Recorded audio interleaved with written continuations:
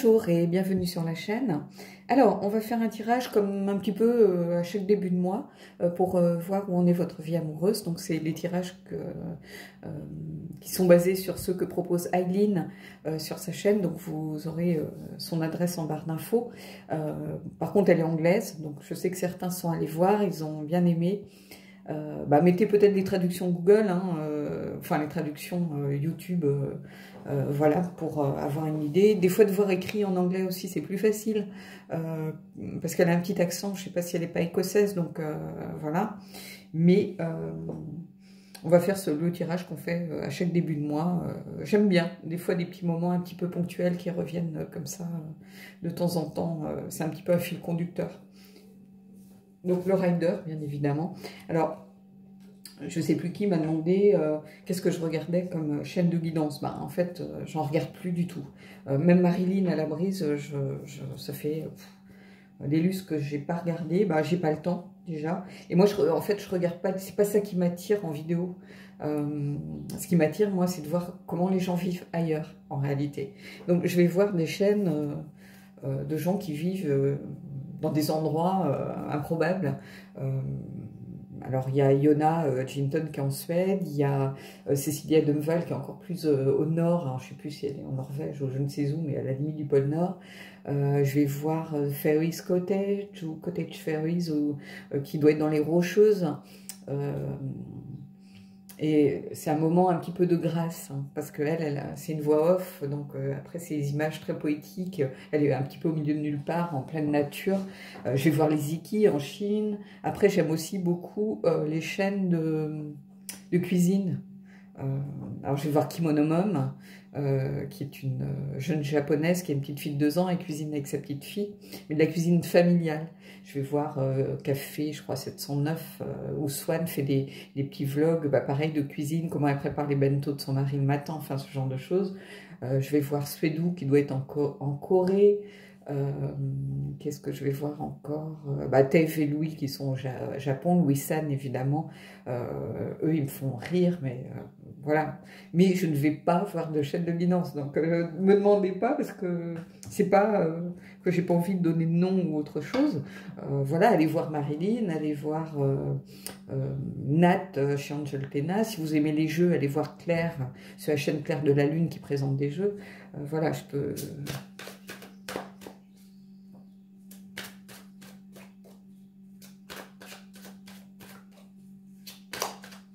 Allez, on va aller voir ce qui se passe.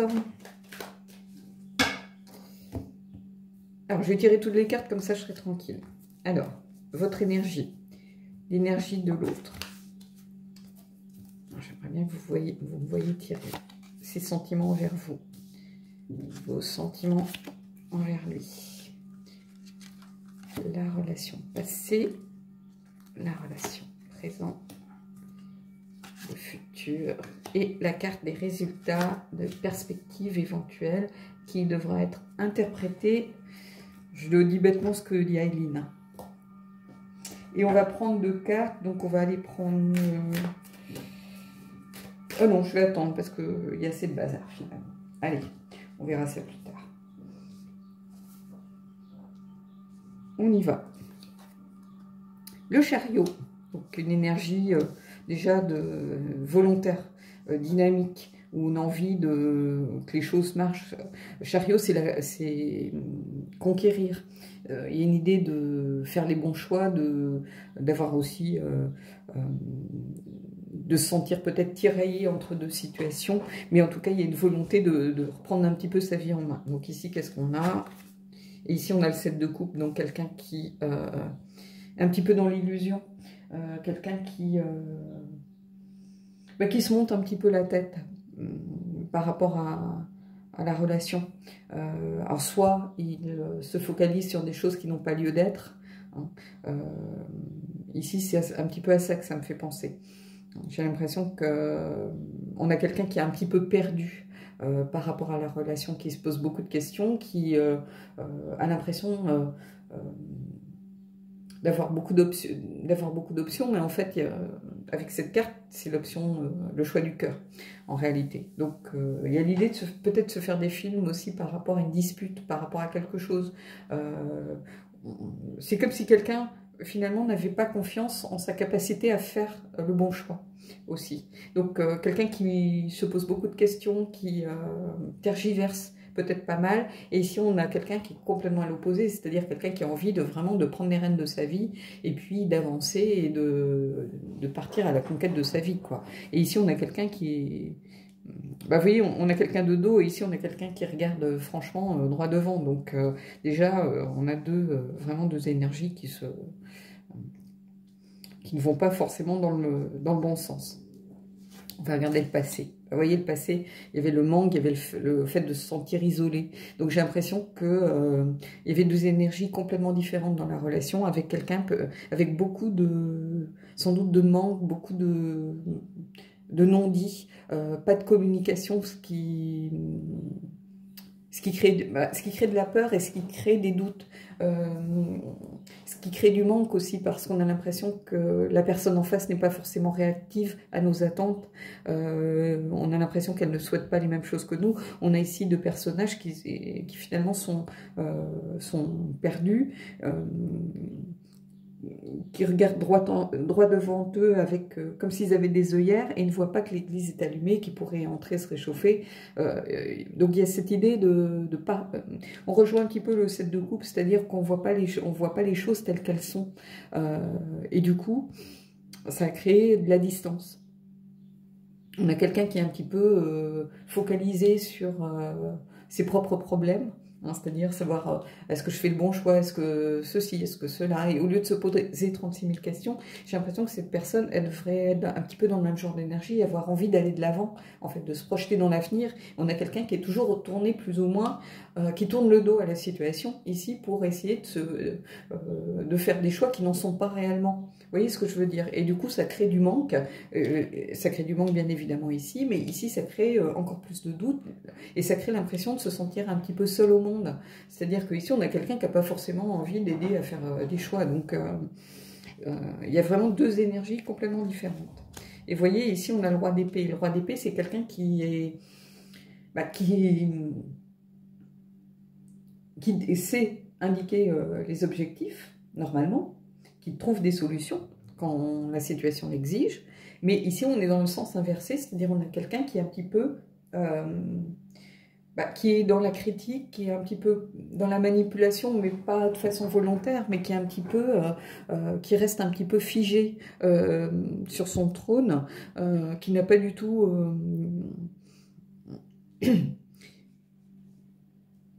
qui n'a pas spécialement, là, il n'a pas la capacité d'analyser les choses telles qu'elles sont vraiment. C'est-à-dire que c'est comme s'il n'arrivait pas à voir la vérité émerger de la situation. On est vraiment dans les sens inversés des cartes ici. Alors, je vais les remonter un peu pour que vous voyez mieux. Ici, on a vraiment... on a le sens un petit peu inversé du roi d'épée. Donc, on a quelqu'un qui est un petit peu critique, qui est un petit peu centré sur sa personne, j'ai l'impression. C'est-à-dire qu'il n'aime pas trop qu'on n'aille pas dans son sens, qu'il n'aime pas trop qu'on lui tienne tête.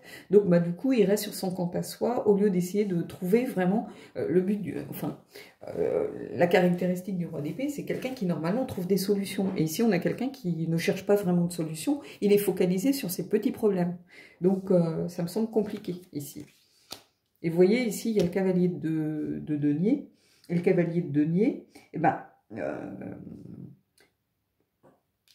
ici on a le chariot, mais le chariot il a été un petit peu freiné, donc il a été obligé de ralentir, c'est-à-dire que j'ai l'impression que vous étiez pleine de bonne volonté, vous avez envie vraiment de regarder vers l'avenir, d'avancer, d'arrêter de rester bloqué sur des choses qui n'ont pas lieu d'être, hein, comme la personne ici, et du coup il vous a freiné. Le cavalier de denier, c'est quelqu'un qui va lentement sûrement, qui est sûr de lui, mais qui prend le temps de faire les choses, et du coup le chariot qui quand même quelque chose d'assez rapide, là il est obligé de s'arrêter pour attendre que des décisions un petit peu soient prises ou que des choix soient faits. Donc il observe, il est campé sur son cheval, il est en train d'observer ce qui se passe ici, mais il n'intervient pas. Il regarde de loin, en fait. Donc on a des énergies qui sont complètement à l'opposé, pratiquement. Et ici, on a la Lune, j'ai envie de vous dire, c'est un petit peu logique. La Lune, c'est encore les illusions, on est encore un petit peu dans ce ciel de traîne du 7 de coupe, mais la Lune, c'est les épreuves aussi, les faux-semblants, de devoir aller regarder au-delà des apparences. C'est-à-dire qu'ici, on a quelqu'un qui voit les choses avec des œillères, en réalité. Et la Lune, c'est un petit peu ça, c'est-à-dire qu'on voit ce qu'on a envie de voir, alors que c'est une invitation à faire appel à son intuition pour pouvoir faire le choix du cœur, en réalité. Donc il faut vraiment, alors je pourrais être vulgaire, mais il y a des fois ça fait du bien, que la personne se sorte un peu les doigts pour regarder les choses telles qu'elles sont réellement, au lieu d'être là un petit peu en train de se faire ses propres films et d'être un petit peu dans son espèce de monde fantasmé, quoi. Faut regarder les choses telles qu'elles sont. On ne peut pas avancer si on est dans l'illusion, si on est dans le doute, si on est... ce sont des énergies bloquantes. Et la Lune, elle invite à faire appel à son intuition, elle invite à aller regarder au-delà des apparences, mais c'est aussi le monde de l'illusion. Et des faux semblants, surtout. Donc ici, on est un peu là-dedans. Oui, donc on a le diable. Et le diable, alors c'est un peu la part sombre, le pendant sombre de la carte des amoureux, en réalité. D'ailleurs, on les retrouve, les amoureux. Et ici, le diable, c'est un peu, ça met en avant un petit peu les chaînes, et les peurs, et les addictions, et les relations compliquées, mais que l'on se crée finalement. Donc ici, le diable, c'est être lié en réalité.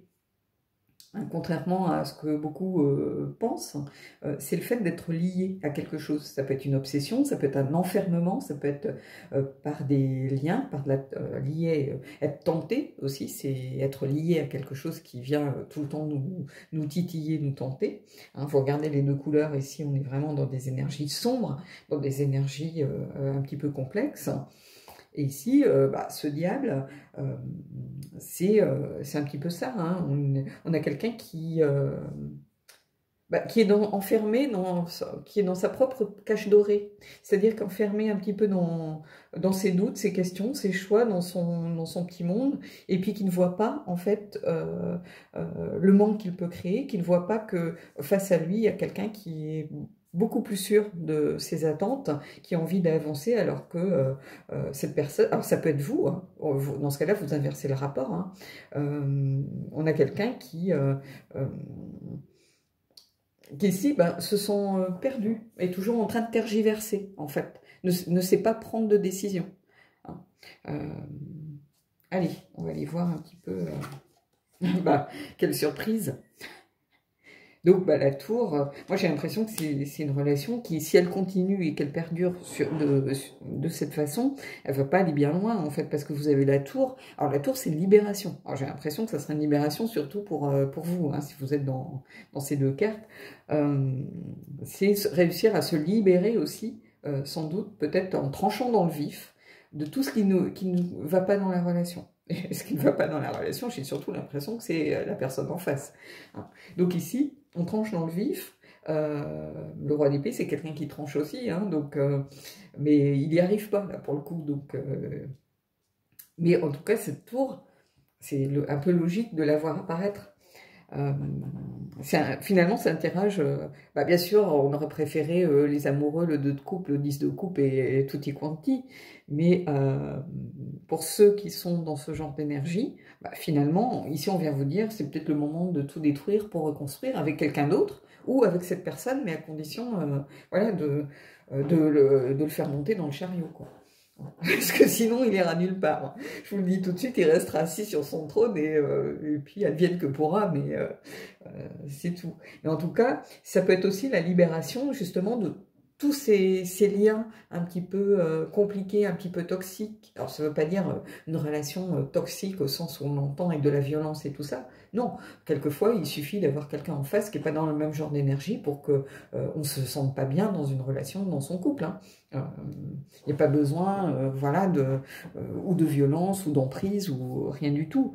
Le diable ici, c'est aussi peut-être, ça marque aussi peut-être votre tentation de lâcher l'affaire et d'aller voir ailleurs. Hein. Mais je le sens plus relié à l'énergie du 7 de coupe, c'est-à-dire quelqu'un qui est enfermé dans ses propres schémas. Hein, c'est aussi les schémas mentaux, hein. La prison dorée, le fait d'être peut-être aussi d'être manipulé par quelque chose de plus fort que soi. Ça peut être manipulé par ses peurs. Hein. Le diable, c'est ça. On le voit des fois dans certains jeux comme un marionnettiste. Et en fait, le diable, c'est ça aussi. Hein. Il joue avec vos peurs justement pour vous amener à faire ce qu'il en à faire pencher la balance du côté où il a envie que ça penche. Donc, et ici, la tour, c'est aussi peut-être un moyen de se libérer de ça, de trancher dans le vif, de provoquer vraiment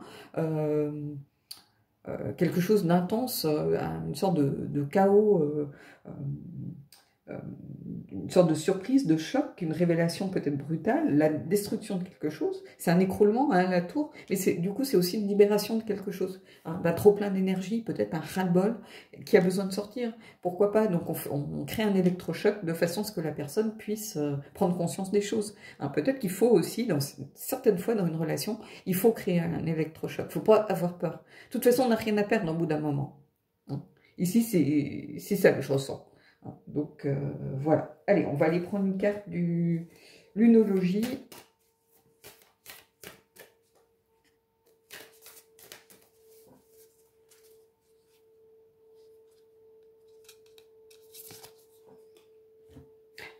On a la lune bleue, croyez en l'impossible.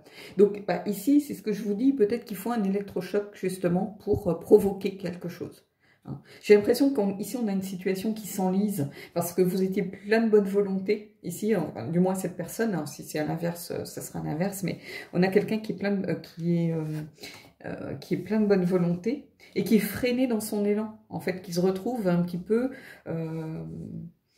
ralenti avec son espèce de cheval de trait, au lieu d'avoir ces deux destriers super fougueux du chariot, il se retrouve avec son cheval de labour bloqué sur sa colline en train d'attendre que la personne réussisse à prendre une décision et à sortir de ses énergies un petit peu de doute, de questions, voilà. Donc croyons l'impossible. Donc peut-être que c'est la libération et le rompre, peut-être que c'est provoquer un électrochoc, parce que la tour c'est ça aussi, c'est provoquer un électrochoc pour faire bouger les lignes, hein, tout simplement, faire bouger les lignes d'une situation qui ne vous convient pas. Peu importe finalement ce qui va se passer, mais au moins il va se passer quelque chose. Hein. Parce qu'ici on a l'impression que c'est figé. Hein. Ces énergies-là, elles sont quand même figées.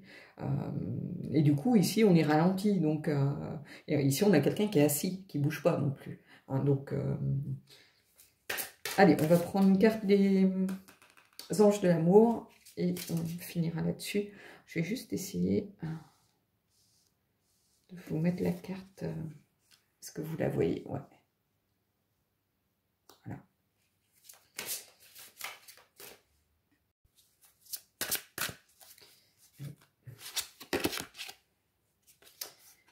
Attention au drapeau rouge. Certains signes vous mettent en garde. Bon, je pense que ça va, c'est pas une surprise vraiment. De toute façon, quand on est déjà dans ce genre de situation, il y a déjà eu des drapeaux. Je pense qu'ils sont mis à sortir et à flotter au vent depuis un moment. Donc ça ne va pas vous apprendre grand-chose, mais prêtez attention quand même aux signes, hein, aux petites alertes, aux doutes que vous avez du coup. Hein, parce que plus tôt on prend une situation à bras-le-corps, plus on a la capacité de trouver des solutions. Moins la situation s'enquiste. C'est comme tout. Hein. Plus on attend, plus ça devient compliqué de dire les choses déjà, parce qu'on peut vous dire, mais pourquoi tu ne me l'as pas dit avant, ou je comprends pas, ça fait des mois qu'on s'engueule, et puis voilà, tu te réveilles maintenant. Plus tôt on dit les choses, plus c'est facile en réalité. Donc dès que vous voyez des signes, des petites choses qui viennent vous alerter, ben, il y a peut-être un petit réajustement à faire, tout simplement, hein, pour ne pas en arriver là. Hein. Alors oui, c'est un tirage qui est compliqué ici, ça ne sera pas pour tout le monde, hein, je le conçois parfaitement, mais alors, ça me fait toujours rire quand certains me disent que, que je manipule, je fais de la manipulation en donnant aux gens ce qu'ils veulent entendre. Alors je ne suis pas persuadée qu'il y en ait beaucoup qui ont envie d'entendre ce genre de choses, sauf si vous voulez justifier le fait de rompre, mais...